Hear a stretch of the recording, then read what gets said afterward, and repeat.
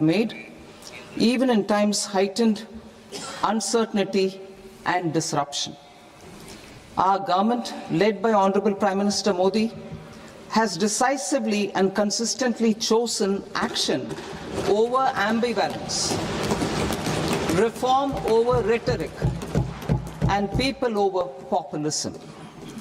We have pursued far-reaching structural reforms, fiscal prudence and monetary stability, whilst maintaining a strong thrust on public investment. Keeping Atmanirbharta as a lodestar, we have built domestic manufacturing capacity, energy security, and reduced critical import dependencies. Simultaneously, we have ensured that citizens benefit from every action of the government, undertaking reforms to support employment generation, agricultural productivity, household purchasing power, and universal services to people. These measures have delivered a high growth rate of around 7% and helped us make substantial strides in poverty reduction and improvement in the lives of our people. Today, we face an external environment in which trade and multilateralism are imperiled and access to resources and supply chains are disrupted. New technologies are transforming production systems while sharply increasing demands on water, energy, and critical minerals. India will continue to take confident steps towards Vikasit Bharat, balancing ambition with inclusion. As a growing economy with expanding trade and capital needs, India must also remain deeply integrated with global markets, exporting more and attracting stable long-term investment. As I begin Part A, I want to express my gratitude to the people for standing firmly with us as we forge our way together towards becoming one of the largest economies of the world.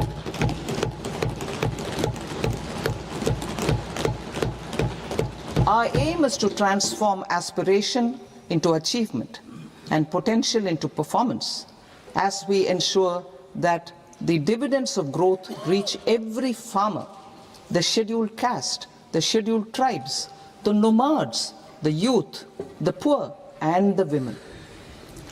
In Vikasit Bharat Young Leaders Dialogue 2026, several innovative ideas were shared with our Prime Minister, which have inspired many of the proposals, making this a unique Yuva Shakti-driven budget.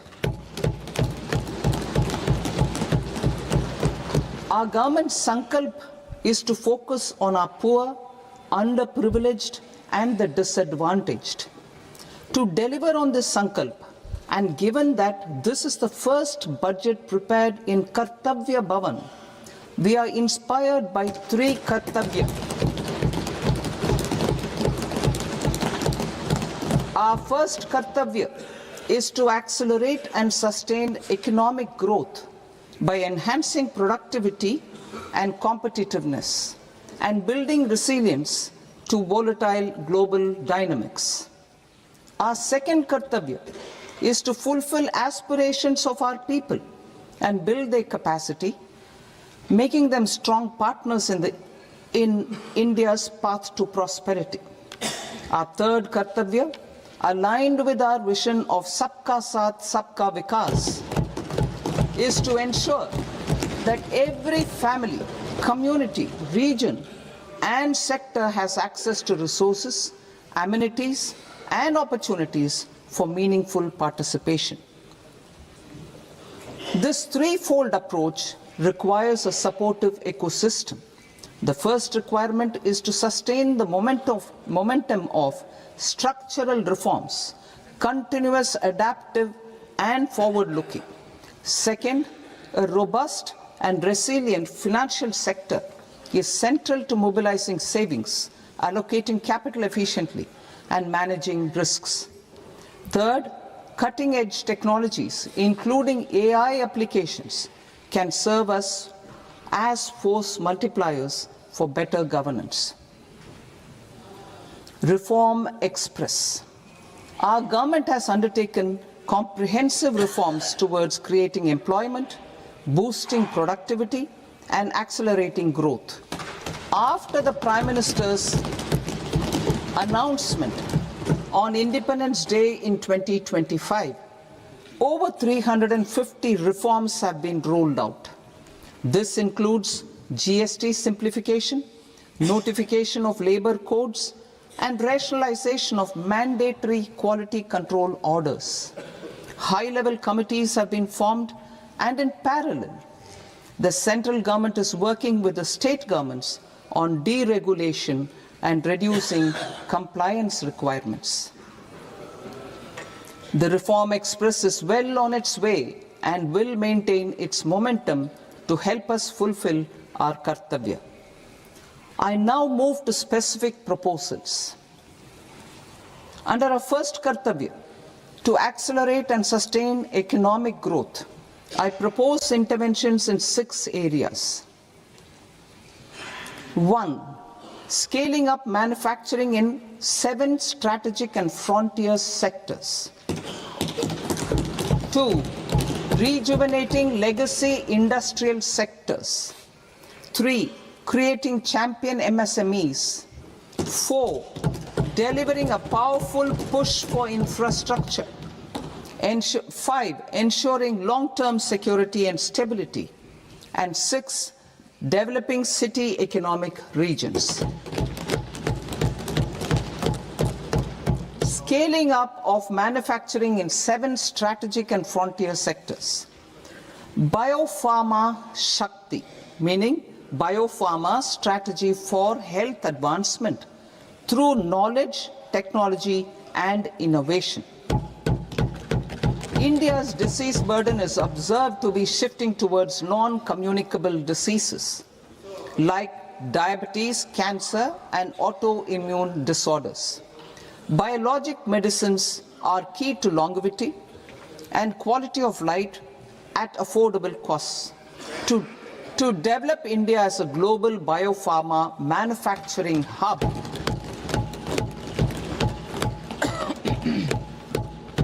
I propose the Biopharma Shakti with an outlay of 10,000 crores over the next 5 years.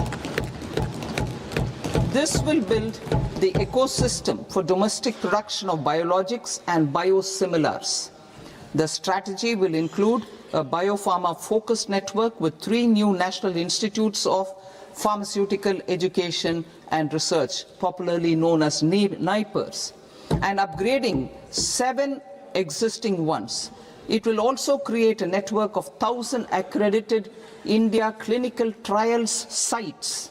We propose to strengthen the Central Drug Standard Control Organization to meet global standards and approve timeframes through and approval timeframes through a dedicated scientific review cadre and specialists. India's semiconductor mission 1.0 expanded India's semiconductor sector capabilities. Building on this, we will launch ISM 2.0 to produce equipment and materials, design full-stack Indian IP, and fortify supply chains. We will also focus on industry-led research and training centers to develop technology and skilled workforce. The Electronics Components Manufacturing Scheme, launched in April 2025, with an outlay of 22,919 crores, already has investment commitments at double the targets. We propose to increase the outlay to 40,000 crores to capitalize on this momentum.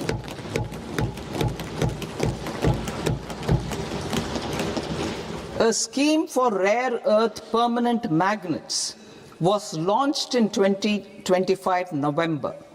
We now propose to support the mineral-rich states of Odisha, Kerala, Andhra Pradesh, and Tamil Nadu to establish dedicated rare earth corridors to promote mining, processing, research, and manufacturing. To enhance domestic chemical production and reduction in import dependency, and reduce import dependency.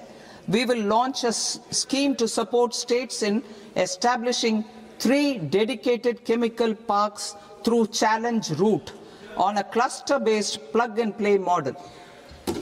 Strong capital goods.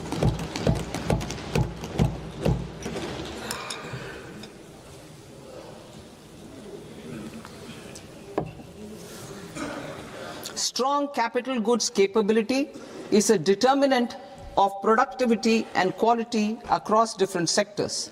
Towards building this capacity, I propose the following.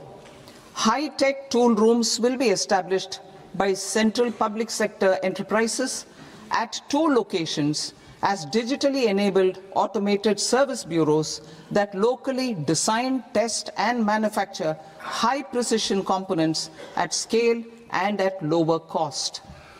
2. A scheme for enhancement of construction and infrastructure equipments will be introduced to strengthen domestic manufacturing of high value and technologically advanced CIE.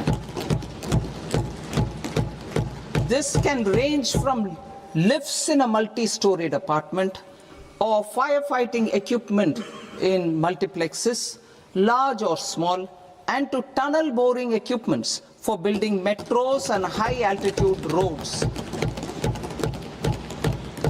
I also propose a scheme for container manufacturing to create a globally competitive container manufacturing ecosystem with a budgetary allocation of 10,000 crores over a 5-year period. For the labor-intensive textile sector, I propose an integrated program with 5 subparts. 1. The National Fiber Scheme for self-reliance in natural fibers, such as silk, wool, and jute, man-made fibers, and new-age fibers.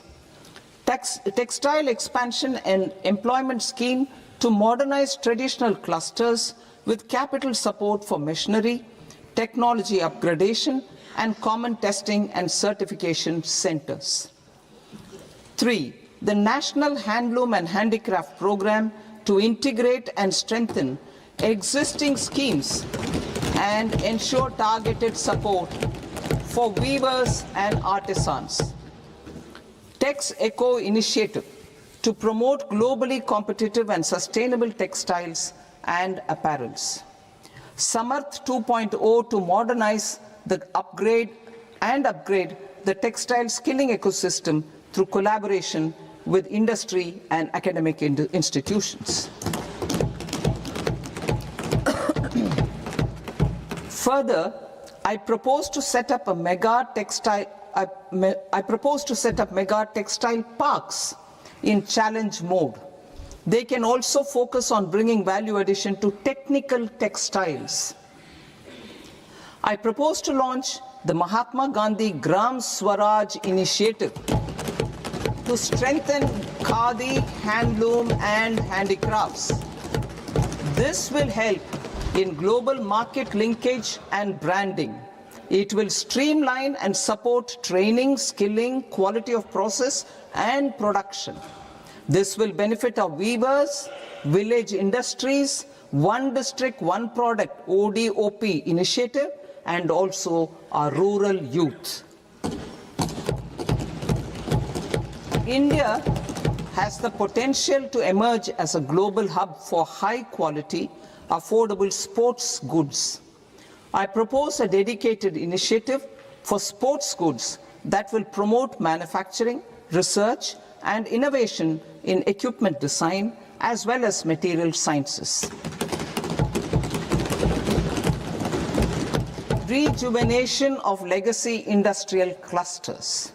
I propose to introduce a scheme to revive 200 legacy industrial clusters to improve their cost competitiveness and efficiency through infrastructure and technology upgradation.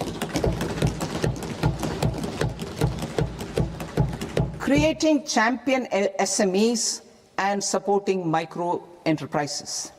Recognizing MSMEs as a vital engine of growth, I propose a 3-pronged approach to help them grow as champions. Equity support. I propose to introduce a dedicated 10,000 crores SME growth fund to create future champions, incentivizing enterprises based on select criteria. I also propose to top up the Self-Reliant India Fund set up in 2021 with 2,000 crores to continue support to micro enterprises and maintain their access to risk capital. Liquidity support. With TREDS, more than 7 lakh crore has been made available to MSMEs. To leverage its full potential, I propose 4 measures. 1. Mandate TREDS as the transaction settlement platform for all purchases from MSMEs by CPSEs, serving as a benchmark for other corporates. 2. Introduce a credit guarantee support mechanism through CGT-MSE for invoice discounting on TREDS platform. 3. Link GEM with TREDS for sharing information with financiers about government purchases from MSMEs, encouraging cheaper and quicker financing. 4. Introduce TREDS receivables as asset-backed securities, helping develop a secondary market, enhancing liquidity and settlement of transactions. Professional support. Government will facilitate professional institutions such as the ICAI, ICSI, ICMAI to design short-term modular courses and practical tools to develop a cadre of corporate mitras, especially in Tier 2 and Tier 3 towns. These accredited para-professionals will help MSMEs meet compliance requirements at affordable costs. Infrastructure. During this past decade, our government has undertaken several initiatives for large-scale enhancement of public infrastructure, including through new financing instruments such as Infrastructure Investment Trust (InvITs) and Real Estate Investment Trust (REITs), and institutions like NIIF and NABFID. We shall continue to focus on developing infrastructure in cities with over 5 lakh population, that is Tier 2, Tier 3 cities, which have expanded to become growth centers. Public capital expenditure has increased manifold from 2 lakh crore in 2014-15 to an allocation of 11.2 lakh crore in BE 25-26. In this coming year, that is financial year 2026-27, I propose to increase it to 12.2 lakh crores to continue the momentum.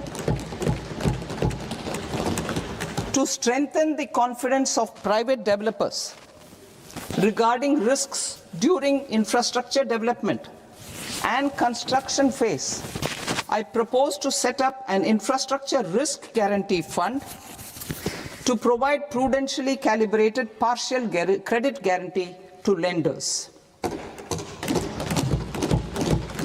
Over the years, REITs have emerged as a successful instrument for asset monetization. I propose to accelerate recycling of significant real estate assets of the CPSEs through the setting up of dedicated REITs. To promote environmentally sustainable movement of cargo, I propose to 1. Establish new dedicated freight corridors connecting Dankuni in the east to Surat in the west. Operationalize 20 new national waterways over the next 5 years, starting with National Waterways 5 in Orissa to connect mineral-rich areas of Talcher and Angul and industrial centers like Kalinga Nagar to the ports of Paradeep and Dhamra. Training institutes will be set up as regional centers of excellence for development of required manpower for these waterways.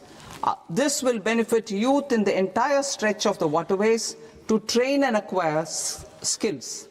Further, a ship repair ecosystem catering to inland waterways will also be set up at Varanasi and Patna.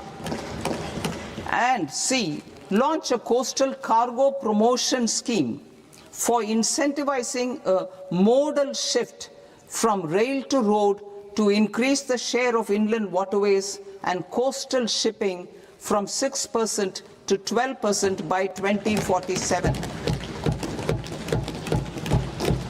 To enhance last mile and remote connectivity and promote tourism, I propose to give incentives to indigenize manufacturing of seaplanes. A seaplane VGF scheme will be also introduced to provide support for operations. Carbon capture, utilization and storage. Aligning with the roadmap launched in December 2025, the carbon capture, utilization and storage technologies at scale will achieve higher readiness and in end-use application across 5 industrial sectors, including power, steel, cement, refineries, and chemicals. An outlay of 20,000 crore is proposed over the next 5 years for this purpose. City economic regions. Cities are India's engines of growth, innovation, and opportunities. We shall now focus on Tier 2, Tier 3 cities, and even temple towns, which need modern infrastructure and basic amenities. This budget aims to further amplify the potential of cities to deliver the economic power of agglomerations by mapping city economic regions based on their specific growth drivers. An allocation of 5,000 crore per CER over 5 years is proposed for implementing their plans through a challenge mode with a reform-cum-result-based financing mechanism. In order to promote environmentally sustainable passenger systems, we will develop 7 high-speed rail corridors between cities as growth connectors, namely Mumbai to Pune, Pune to Hyderabad, Hyderabad to Bengaluru, Hyderabad to Chennai, Chennai to Bengaluru, Delhi to Varanasi, Varanasi to Siliguri.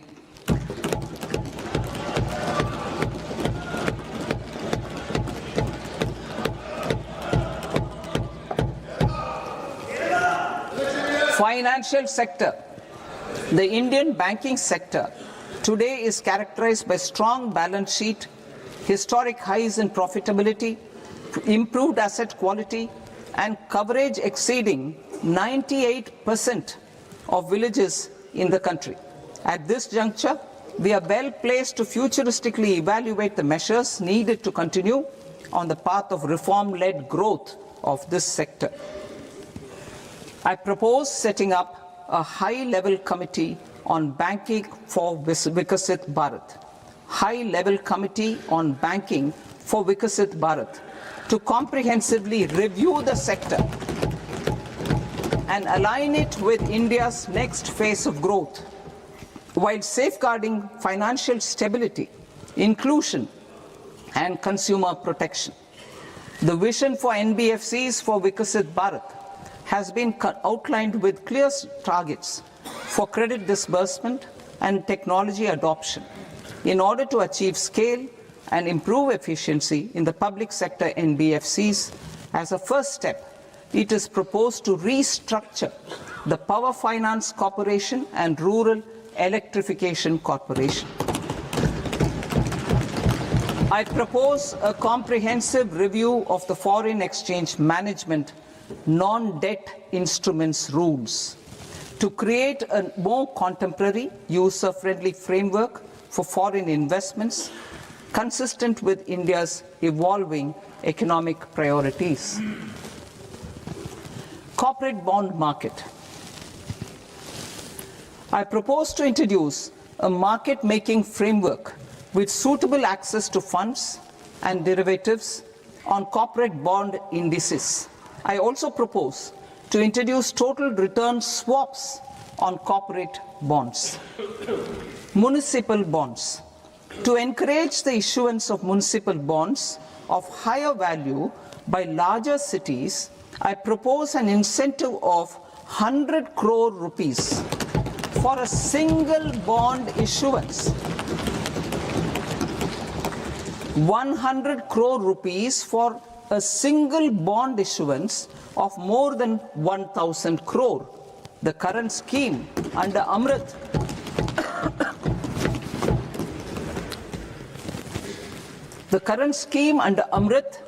which incentivizes issuances up to 200 crores only, will also continue to support smaller and medium towns.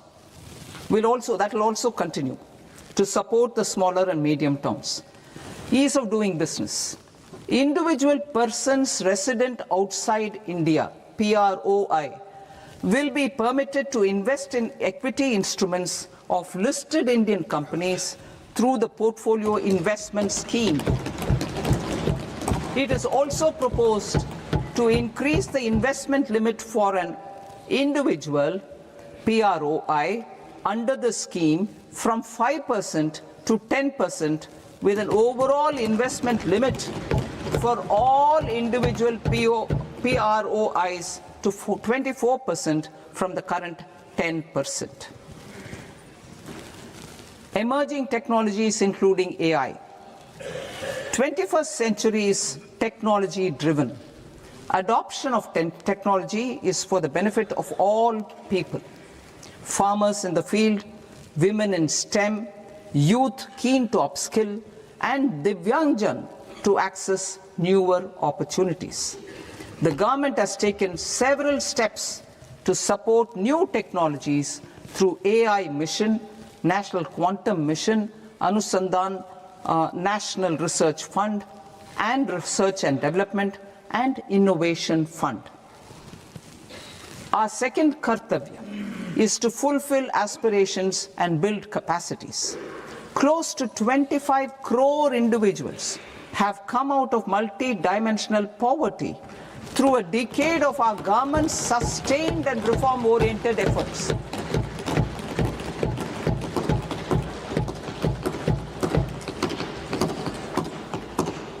Our government has therefore decided to place a renewed emphasis on the service sector to provide a pathway to fulfilling aspirations of a youthful India with the following measures. I propose to set up a high-powered Education to Employment and Enterprises Standing Committee to recommend measures that focus on services sector as a core driver of Viksit Bharat. This will make us a global leader in services with a 10% global share by 2047. The committee will prioritize areas to optimize the potential for growth, employment, and exports. They will also assess the impact of emerging technologies, including AI, on jobs and skill requirements and propose measures thereof. To create a range of skilled career pathways, a new range of skilled career pathways for our youth, I propose interventions in the following sectors. Health. Existing institutions for allied health professionals will be upgraded and new AHP institutions established in private and government sectors. This will cover 10 selected disciplines, including optometry, radiology, anesthesia, OT technology, applied psychology and behavioral health, and add 1 lakh AHPs over the next 5 years. A strong care system covering geriatric and allied care services will be built. A variety of NSQF aligned programs will be developed to train multi-skilled caregivers, combining core care and allied skills such as wellness, yoga, and operation of medical assistive devices. In the coming year, 1.5 lakh caregivers will be trained.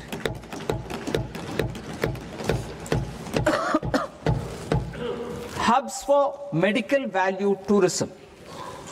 To promote India as a hub for medical tourism services, I propose to launch a scheme to support states in establishing 5 regional medical hubs in partnership with the private sector.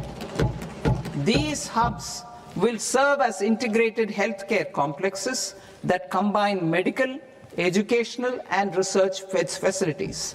They will have Ayush centers, medical value tourism facilitation centers, and infrastructure for diagnostics, post-care, and rehabilitation. These hubs will provide diverse opportunities, job opportunities for health professionals, including doctors and AHPs. Ancient Indian yoga, already respected in several parts of the world, was given a mass global recognition when Honorable Prime Minister took it to the UN. Post-COVID, Ayurveda gained a similar global acceptance and recognition.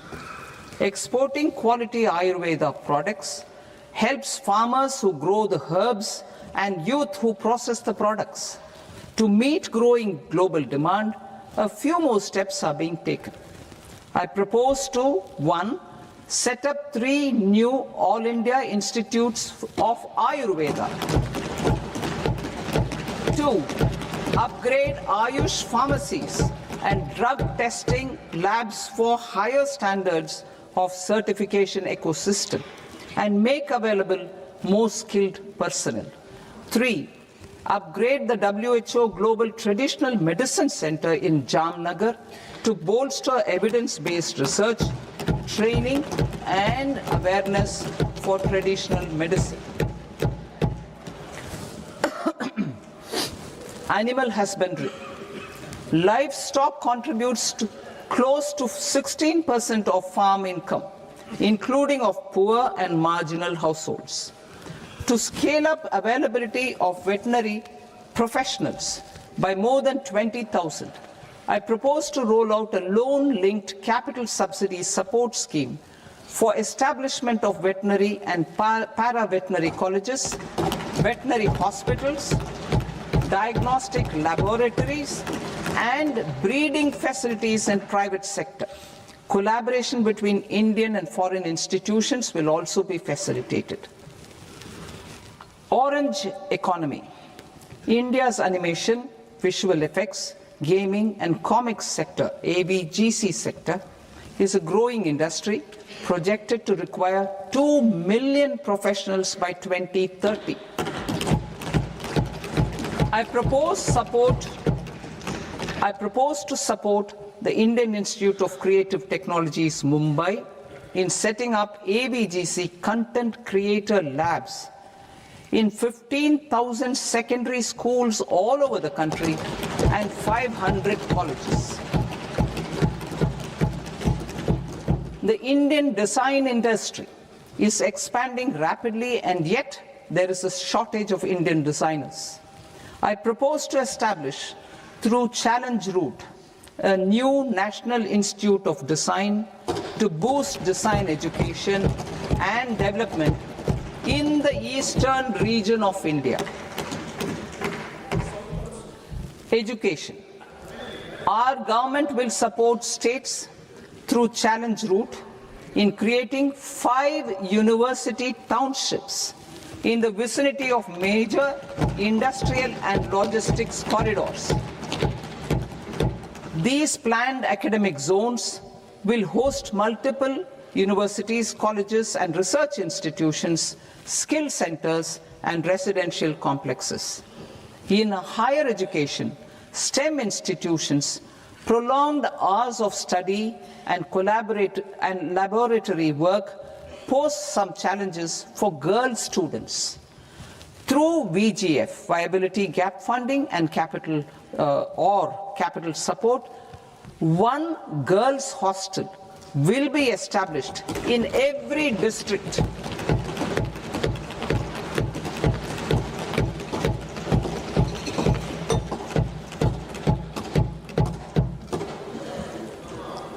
To promote astrophysics and astronomy via immersive experiences. 4 telescope infrastructure facilities will be set up or upgraded. The National Large Solar Telescope, the National Large Optical Infrared Telescope, the Himalayan Chandra Telescope, and the Cosmos 2 Planetarium. Tourism.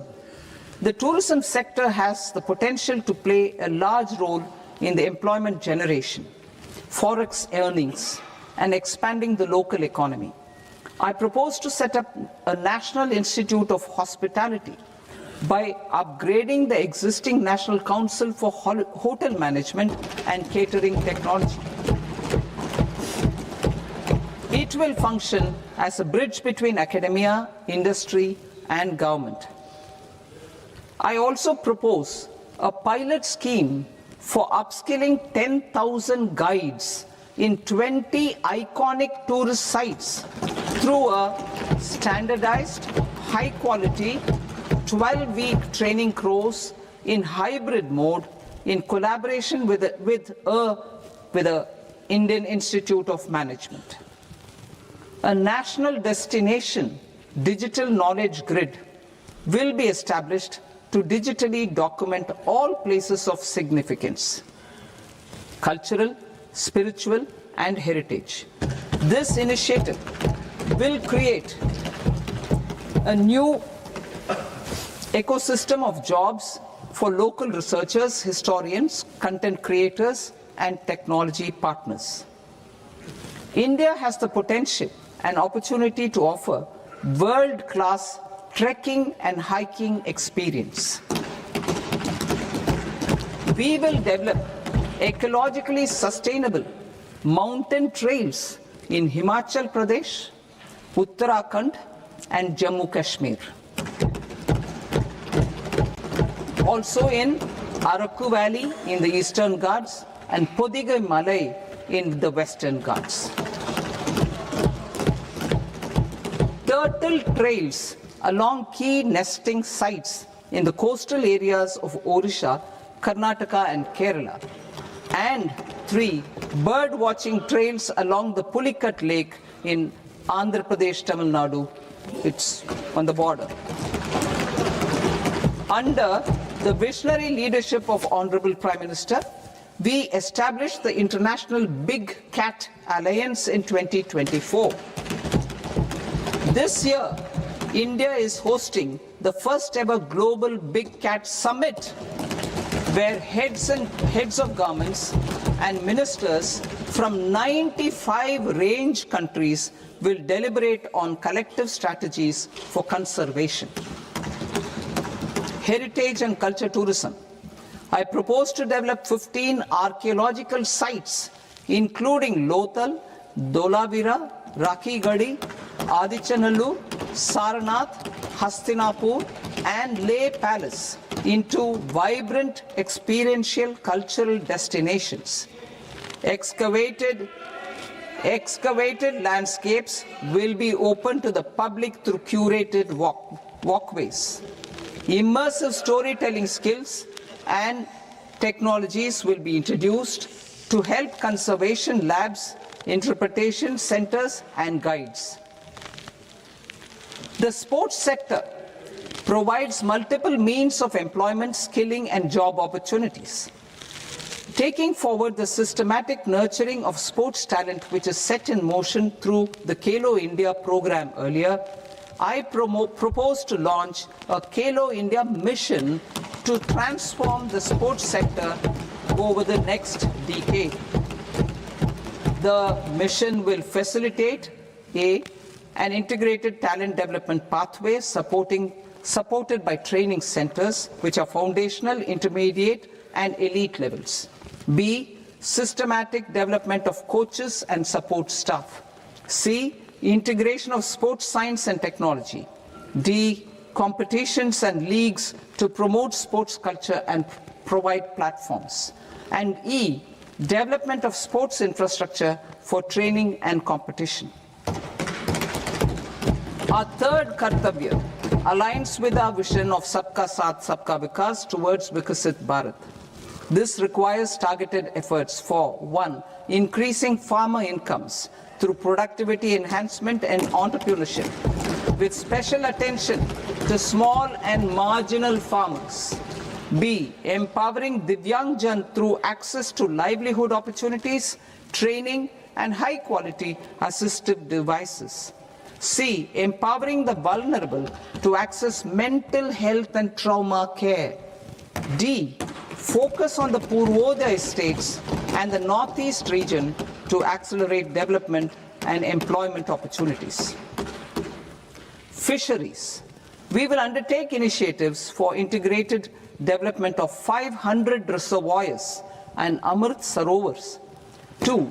Strengthen the fisheries value chain in coastal areas and enable market linkages involving startups and women-led groups together with fish farmer producer organizations. Animal husbandry.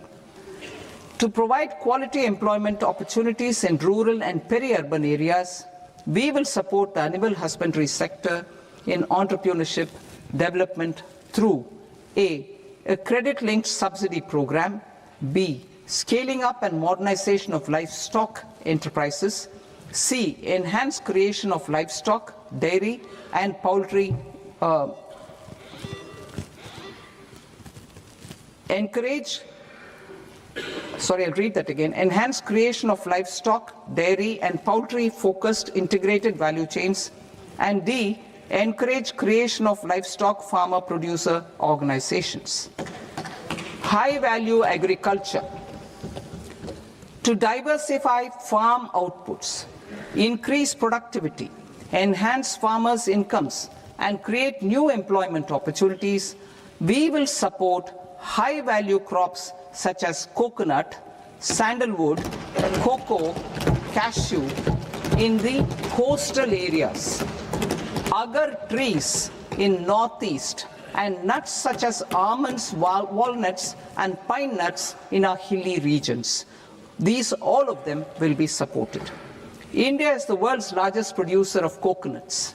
About 30 million people, including nearly 10 million farmers, depend on coconuts for their livelihood. To further enhance competitiveness in coconut production, I propose a coconut promotion scheme to increase production and enhance productivity through various interventions, including replacing and non-productive trees with new saplings or plants or varieties in major coconut growing states. A dedicated program is proposed for Indian cashew and cocoa to make India self-reliant in raw cashew and coconut production and processing, enhance export competitiveness, and transform Indian cashew and Indian cocoa into premium global brands by 2030. Sandalwood. Sandalwood is closely linked to India's social and cultural heritage. Our government will partner with state governments to promote focused cultivation and post-harvest processing to restore the glory of the Indian sandalwood ecosystem, to rejuvenate old, low-yielding orchards, and expand high-density cultivation of walnuts, almonds, and pine nuts. We will support a dedicated program to enhance farmer incomes and in bringing value addition by engaging youth. Bharat Vistar, that is virtually integrated system to access agricultural resources. I propose to launch Bharat Vistar, a multilingual AI tool that shall integrate the AgriStack portals and the ICAR package on agricultural practices with AI systems This will enhance farm productivity, enable better decisions for farmers, and reduce risk by providing customized advisory support. She Marts for rural women-led enterprises. Building on the success of Lakpati Didi program, I propose to help women take the next step from credit-linked livelihoods to being owners of enterprises. Self-help entrepreneur, She Marts will be set up as community-owned retail outlets within the cluster-level federations through enhanced and innovative financing instruments. Empowering Divyangjan. Divyangjan Kaushal Yojana. Information technology, AVGC sectors, hospitality and food and beverages sectors often offer task-oriented and process-driven roles which are suitable for Divyangjan. We will ensure dignified livelihood opportunities through industry-relevant and customized training specific to each Divyangjan group. Divyang Sahara Yojana. Timely access to high-quality assistive devices for all eligible Divyangjan is a fundamental need. I propose to 1. Support the Artificial Limbs Manufacturing Corporation of India, Alimco, to set up and to scale up production of assistive devices, invest in R&D and AI integration, strengthen PM Divyasha Kendras, and support setting up of assistive technology marts as modern retail style centers where Divyangjan and senior citizens can see, try and purchase assistive products. Reaffirming our commitment to mental health and trauma care. There are no national institutes for mental health care in North India. We will therefore set up a NIMHANS 2 and also upgrade national mental health institutes in Ranchi and in Tezpur as regional apex institutions. Emergencies expose families, particularly the poor and vulnerable, to unexpected expenditure. We will strengthen and increase these capacities by 50% in district hospitals by establishing emergency and trauma care centers. Focus on Purvodaya states and northeastern regions. Purvodaya. I propose the development of an integrated East Coast industrial corridor with a well-connected node at Durgapur, creation of 5 tourism destinations in 5 Purvodaya states, and the provision of 4,000 e-buses. Buddhist sites in northeastern region. The northeastern region is a civilizational confluence of Theravada and Mahayana or Vajrayana traditions. I propose to launch a scheme for development of Buddhist circuits in Arunachal Pradesh, Sikkim, Assam, Manipur, Mizoram, and Tripura. The scheme will cover preservation of temples and monasteries, pilgrimage interpretation centers, connectivity, and pilgrim amenities. 16th Finance Commission. On 17th November 2025, the 16th Finance Commission submitted its report to the President. As mandated under Article 281 of the Constitution, the government is to lay the report along with the explanatory memorandum on the action taken report on the recommendations of the Commission in Parliament, which, Sir, Honourable Speaker, you've allowed me to do at the commencement of this session.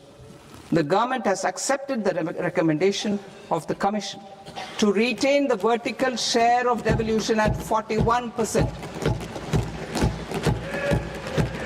As recommended by the Commission, I have provided 1.4 lakh crores of rupees to the states for the year 2026-2027 as Finance Commission grants. These include rural and urban local body and disaster management grants. Fiscal consolidation. Government has been delivering on our fiscal commitments consistently without compromising on social needs. To strive towards accepted standards of fiscal management in Budget 25-26, I had indicated that the central government would target reaching a debt to GDP ratio of 50 plus or minus 1% by 2030-31. In line with this, the debt to GDP ratio is estimated to be 55.6% of GDP in BE 26-27, compared to 56.1% of GDP in RE 25-26. A declining debt to GDP ratio will gradually free up resources for priority sector lending and expenditure by reducing the outgo on interest payments. One of the main operational instruments for debt targeting is the fiscal deficit. I am happy to inform this august House that I fulfilled my commitment made in 2021-2022 to reduce fiscal deficit below 4.5% of GDP by 25-26. In RE 25-26, the fiscal deficit has been estimated at par with BE of 2025-26 at 4.4% of GDP. In line with the new fiscal prudence path of debt consolidation, the fiscal deficit in BE 26-27 is estimated to be 4.3% of the GDP.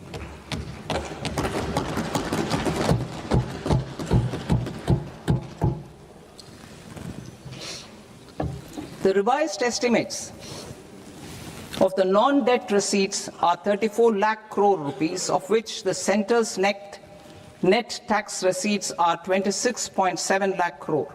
The revised estimate of the total expenditure is 49.6 lakh crore rupees, of which the capital expenditure is about 11 lakh crores. Budget estimates 2026 to 2027. Coming to 26-27, the non-debt receipts and the total expenditure are estimated as 36.5 lakh crore and 53.5 lakh crore respectively.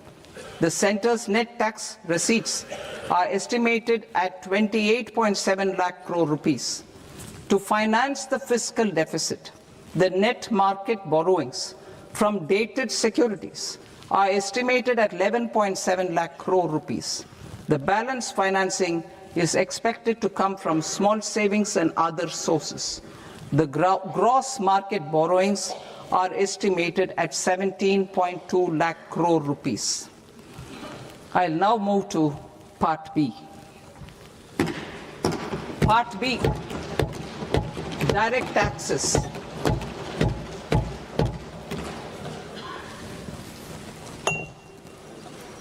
Honorable Speaker, sir, I now present my proposals on direct taxes. New Income Tax Act. In July 2024, I announced a comprehensive review of the Income Tax Act 1961. This was completed in a record time, and the Income Tax Act 2025 will come into effect from 1st April 2026. The simplified income tax rules and forms will be notified shortly, giving adequate time to taxpayers to acquaint themselves with its requirements. The forms have been redesigned such that ordinary citizens can comply without difficulty. Ease of living. I propose that any interest awarded by the Motor Accident Claims Tribunal to a natural person will be exempt from income tax, and any TDS on this account will be done away with. I propose to reduce TCS rate on the sale of overseas tour program package from the current 5% and 20% to 2% without any stipulation of amount. I propose to reduce TCS rate for pursuing education and for medical purposes under the Liberalized Remittance Scheme, popularly known as LRS, from 5% to 2%. Supply of manpower services is proposed to be specifically brought within the ambit of payment to contractors for the purpose of TDS to avoid ambiguity. Thus, TDS on these services will be at the rate of either 1% or 2% only. I propose a scheme for small taxpayers, wherein a rule-based automated process will enable obtaining a lower or nil deduction certificate instead of filing an application with the assessing officer.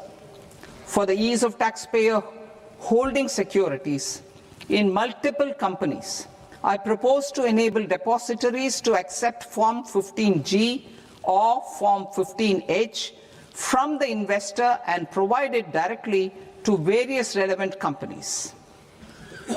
I propose to extend time available for revising returns from 31st December to up to 31st March with the payment of a nominal fee. I also propose to stagger the timeline for filing of tax returns. Individuals with ITR 1 and ITR 2 returns will continue to file till 31st July, and non-audit business cases or trusts are proposed to be allowed time till 31st August. TDS on sale of immovable property by a non-resident is proposed to be deducted and deposited through resident buyers and his or her PAN-based challan instead of requiring a TAN, which is a temporary accounting number. To address practical issues of small taxpayers like students, young professionals, tech employees, relocated NRIs, and such others, I propose to introduce a one-time 6-month foreign asset disclosure scheme for these taxpayers to disclose income or assets below a certain size. This scheme would be applicable for two categories of taxpayers, namely A, who did not disclose their overseas income or assets, and B, who disclosed their overseas income and or paid due tax but could not declare the asset acquired. For category A, the limit of undisclosed income or asset is proposed to be up to 1 crore rupees. They need to pay 30% of fair market value of asset or 30% of undisclosed income as tax and 30% as additional income tax in lieu of penalty, and would thereby get immunity from prosecution. For category B, asset value is proposed to be up to 5 crore rupees.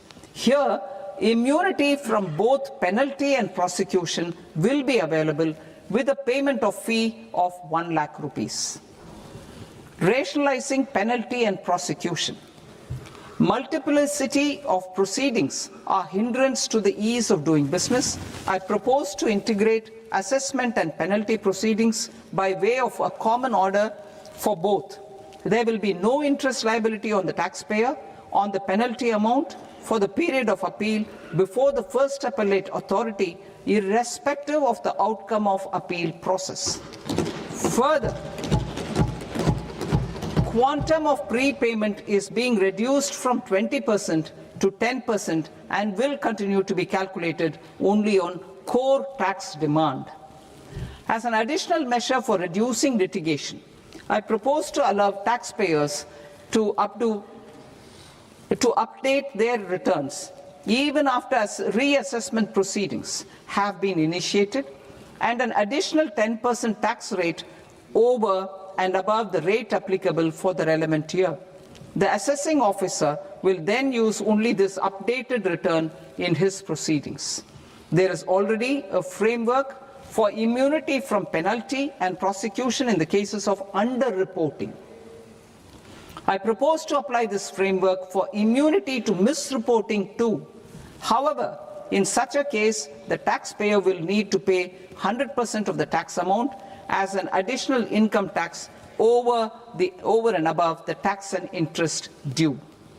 Penalties for certain technical defaults, such as failure to get accounts audited, non-furnishing of transfer pricing audit report, and default in furnishing statement for financial transactions are proposed to be converted into fee.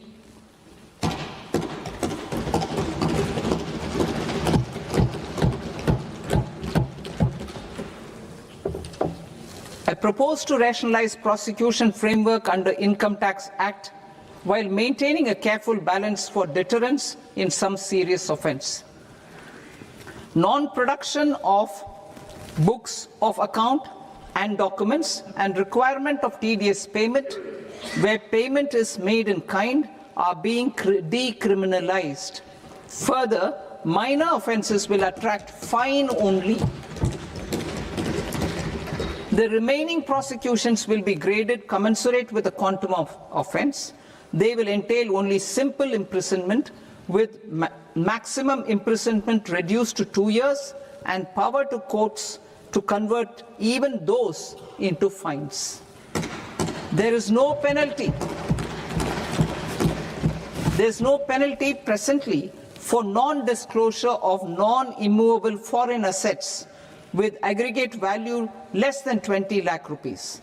I propose to also provide them with immunity from prosecution with retrospective effect from 1/10/2024.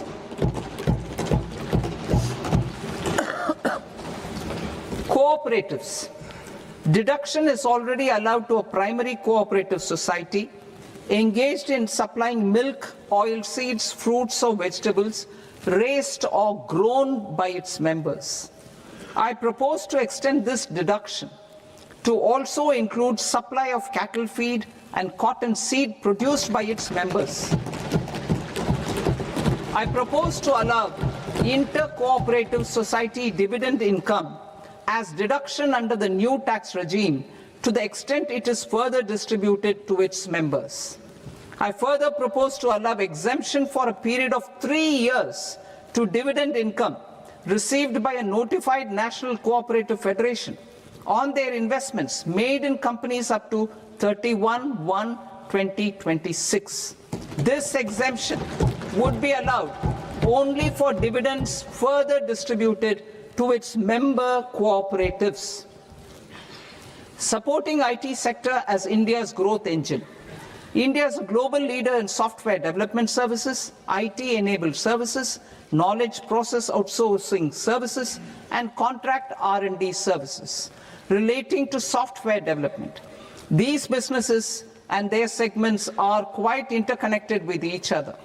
All these services are proposed to be clubbed under a single category of information technology services with a common safe harbor margin of 15.5% applicable to all. The threshold for availing safe harbor for IT services is being enhanced substantially from 300 crore rupees to 2,000 crore rupees.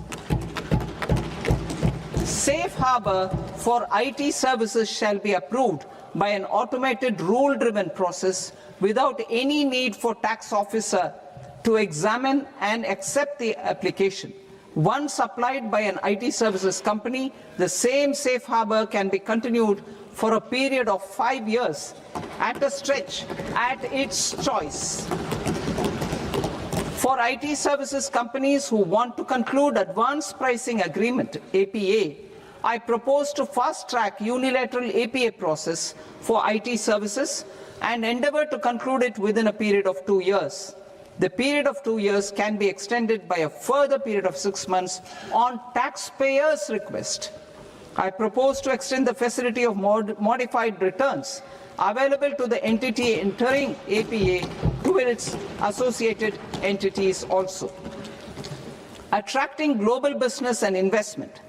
recognizing the need to enable critical infrastructure and boost investment in data centers, I propose to provide tax holiday till 2047 to any foreign company that provides cloud services to customers globally by using data center services from India. It will, however, need to provide services to Indian customers through an Indian reseller entity. I also propose to provide a safe harbor of 15% on cost in case the company providing data center services from India is a related entity. To harness the efficiency of just-in-time logistics for electronic manufacturing, I propose to provide safe harbor to non-residents for component warehousing in a bonded warehouse at a profit margin of 2% of the invoice value. The resultant tax of about 0.7% will be much lower than in competing jurisdictions. To provide fillip to toll manufacturing in India, I propose to provide exemption from income tax for 5 years to any non-resident who provides capital goods, equipment, or tooling to any toll manufacturer in a bonded zone. To encourage vast pool of global talent to work in India for a longer period of time, I propose to provide exemption to global, non-India sourced income of a non-resident expert for a stay period of 5 years under notified schemes. I propose to provide exemption from minimum alternate tax, the MAT, to all non-residents who pay tax on presumptive basis. Tax administration. I propose to constitute a joint committee of Ministry of Corporate Affairs and Central Board of Direct Taxes for incorporating the requirements of income computation and disclosure standards, the ICDS, in the Indian Accounting Standards, IND AS itself. Separate accounting requirement based on ICDS will be done away with from the tax year 27-28. To support Prime Minister Modi's vision of homegrown accounting and advisory firms to become global leaders, I propose to rationalize the definition of accountant for the purposes of safe harbor rules. Other tax proposals. Change in taxation of buyback was brought in to address the improper use of buyback route by promoters. In the interest of minority shareholders, I propose to tax buyback for all types of shareholders as capital gains. However, to disincentivize misuse of tax arbitrage, promoters will pay an additional buyback tax. This will make effective tax 22% for corporate promoters. For non-corporate promoters, the effective tax will be 30%. TCS rate for sellers of specific goods, namely alcoholic liquor, scrap, and minerals, will be rationalized to 2%, and that on tendu leaves will be reduced from 5% to 2%. I propose to raise the STT on futures to 0.05% from the present 0.02%. STT on options premium and exercise of options are both proposed to be raised to 0.15% from the present rate of 0.1% and 0.125% respectively. We reformed the taxation landscape for corporates in 2019 by providing them a simplified regime with lower tax rate so that they could productively focus on business rather than on claim of deductions and exemptions. To encourage companies to shift to the new regime, set off of brought forward MAT credit, minimum alternate tax credit, is proposed to be allowed to companies only in the new regime. Set off using available MAT credit is proposed to be allowed to an extent of 1/4 of the tax liability in the new regime. MAT is proposed to be made final tax, so there will be no further credit accumulation from 1st April 2026. In line with this change, the rate of final tax is being reduced to 14% from the current MAT rate of 15%. The brought forward MAT credit of taxpayers accumulated till 30th March 2026 will continue to be available to them for set-off as above. Indirect taxes. I shall now take up proposals related to indirect taxes. My proposals for customs and central excise aim to further simplify the tariff structure, support domestic manufacturing, promote export competitiveness, and correct inversion in duty. To continue weeding out long-continuing customs duty exemptions, I propose to remove certain exemptions on items which are being manufactured in India or where the imports are negligible. Similarly, to further simplify the process of ascertaining the rate of duty applicable on a particular item, I propose to incorporate certain effective rates in various customs notifications to the tariff schedule itself. I shall now take up sector-specific proposals. Promotion of exports of marine, leather, and textile products. I propose to increase the limit for duty-free imports of specified inputs used for processing seafoods for export from the current 1% to 3% of FOB value of the previous year's export turnover. I also propose to allow duty-free imports of specified inputs, which is currently available for exports of leather or synthetic footwear, to exports of shoe uppers as well. I propose to extend the time period for export of final product from the existing 6 months to 1 year for exporters of leather or textile garments, leather or synthetic footwear, and other leather products. Energy transition and security. I propose to extend the basic customs duty exemption given to capital goods used for manufacturing lithium-ion cells for batteries to those used for manufacturing lithium-ion cells for battery energy storage systems also. I propose to exempt basic customs duty on import of sodium antimonate for use in manufacture of solar glass. Nuclear power.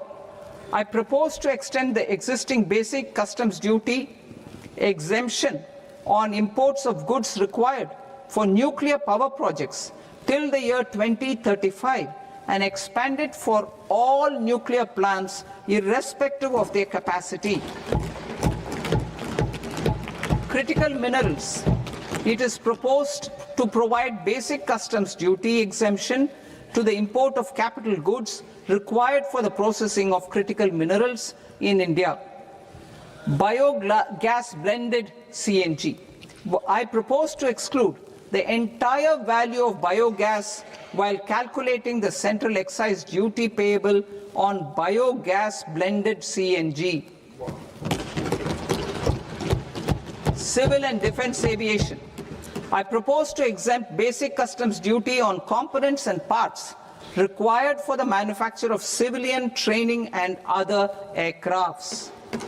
It is proposed to exempt basic customs duty on raw materials imported for the manufacture of parts of aircraft to be used in maintenance, repair, or overall requirements by units in the defense sector. Electronics. To deepen value addition in the consumer electronics sector, I propose to exempt basic customs duty on specified parts used in the manufacture of microwave ovens. Special economic zone. To address the concerns arising about utilization of capacity by manufacturing units in the special economic zones due to global trade disruptions, I propose as a special one-time measure to facilitate sales by eligible manufacturing units in SEZs to the domestic tariff area at concessional rates of duty. The quantity of such sales will be limited to a prescribed proportion of their exports. Necessary regulatory changes will be undertaken to operationalize the measures while ensuring level playing field for the units working in the DTA. Ease of living.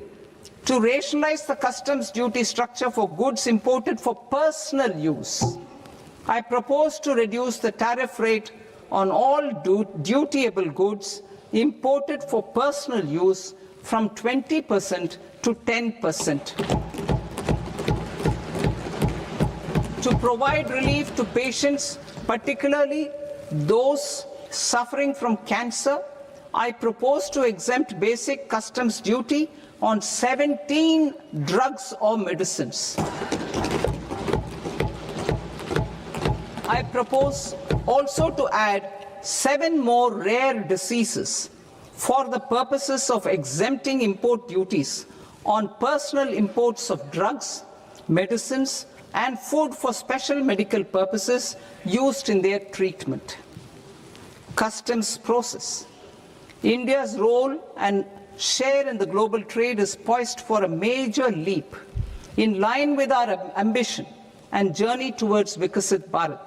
In this regard, I propose many measures for custom processes to have minimal intervention for smoother and faster movement of goods and greater certainty to the trade. Trust-based systems. I propose to enhance duty deferral period for Tier 2 and Tier 3 authorized economic operators, known as AEOs, from 15 days to 30 days. I propose to provide eligible manufacturer importers the same duty deferral facility. This should encourage them to get themselves accredited as a full-fledged Tier 3 AEO in due course. To provide greater certainty and for better business planning, I propose to extend validity period of advance ruling binding on customs from the present 3 years to 5 years. In the spirit of the whole of government approach,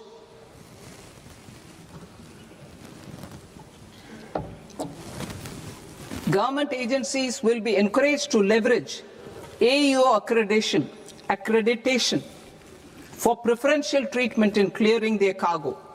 Regular importers with trusted long-standing supply chains will be recognized in the risk system so that the need for verification of their cargo every time can be minimized. Export cargo using electronic sealing. Export cargo using electronic sealing will be provided through clearance from the factory premises to the ship.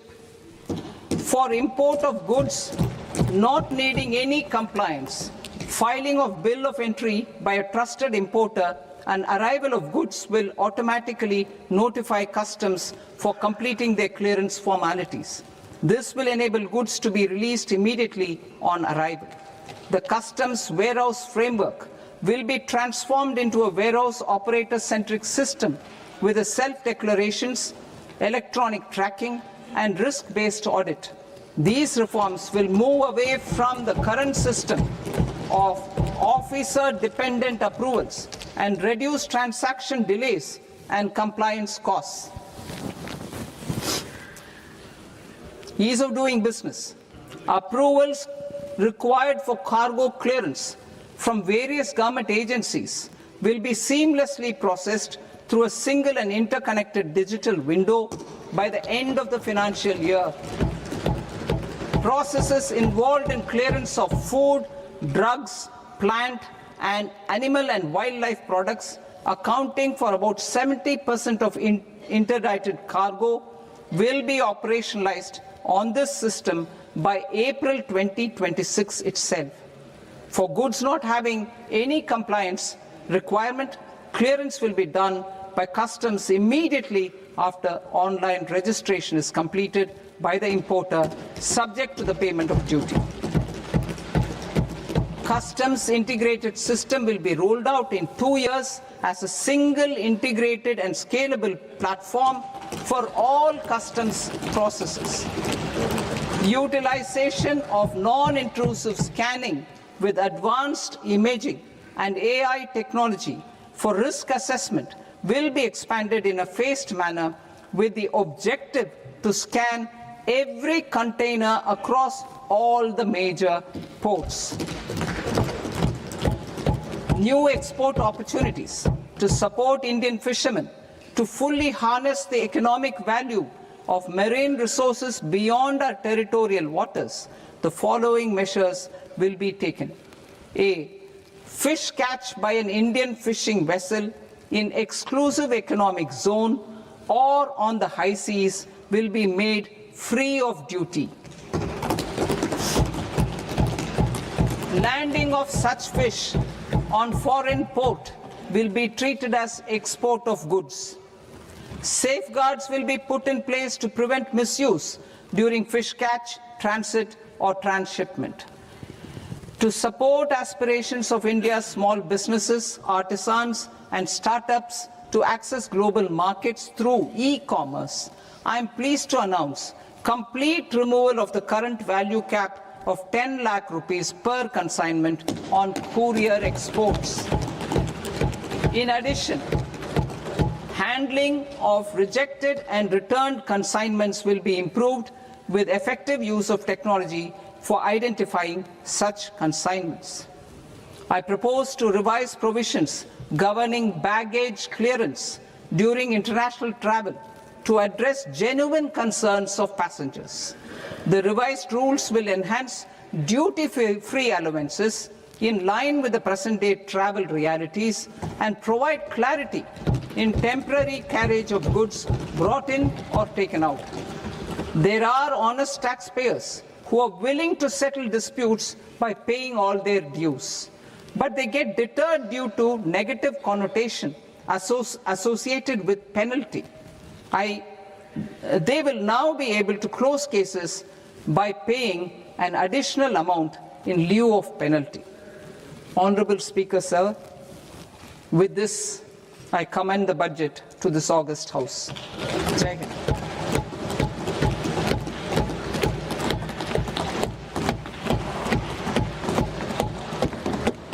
One and a half hours.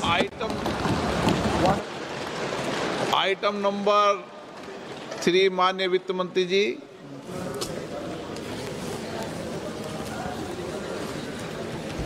Item number 2, sir. 3. Sir, with your permission, I rise to lay on the table of the following statements under Section 3, 1 of the Fiscal Responsibility and Budget Management Act of 2003. Medium-term fiscal policy cum fiscal policy strategy statement and macroeconomic framework statement. Item number 4 माननीय वित्त मंत्री जी। Sir, with your permission, I move for leave to introduce the Finance Bill 2026. प्रश्न ये कि विधेयक को पुनर्स्थापित करने की अनुमति प्रदान की जाए। जो सदस्य इस पक्ष में हाँ गए, जो सदस्य विरोध में ना गए, मेरे विचार में निर्णय हाँ वालों के पक्ष में हाँ वालों के पक्ष में अनुमति प्रदान की जाती है। माननीय मंत्री जी, अब विधेयक पूरे स्थापित करें। Sir, I introduce the bill. माननीय सदस्यगण, आपको सूचित किया जाता है कि माननीय वित्त मंत्री जी के बजट भाषण की कॉपी पब्लिकेशन काउंटर पर ली जाती है। बजट भाषण और बजट से संबंधित दस्तावेज आपके मोबाइल फोन और मेंबर पोर्टल्स पर ही उपलब्ध है। सभा की कार्रवाई कल सोमवार दिनांक 2 फरवरी 2026 को प्राप्त 11 बजे तक के लिए स्थगित की जाती है।